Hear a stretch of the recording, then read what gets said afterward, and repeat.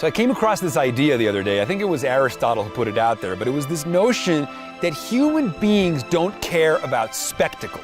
What they care about is ecstatic understanding, comprehension.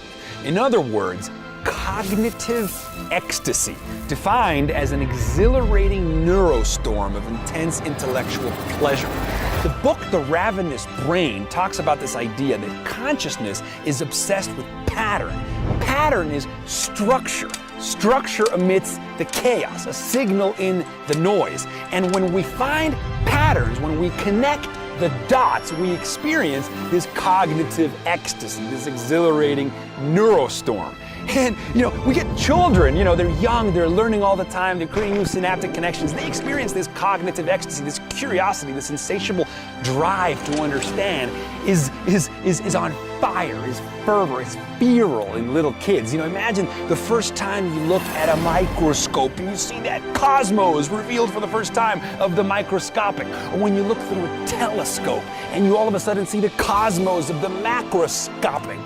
Perhaps the best line was Ross Anderson's description of the ontological awakening provided by the Hubble Space Telescope's images of the deep field.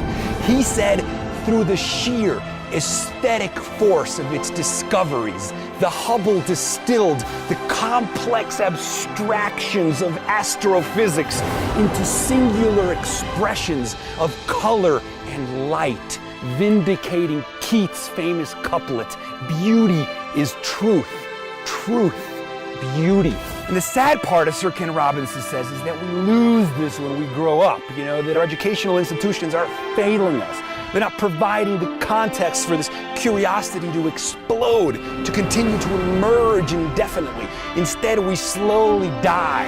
And I think our goal is to create media, to create content, to create spaces that allow us to stay curious, to stay alive, to awaken the wonder junkie in all of us, to unleash the brave, reckless gods within us all. That is my goal. That is why we make Shots of Awe. That is why I love the TED Conference. That is why we're here. That is what we live for. It moves me every day.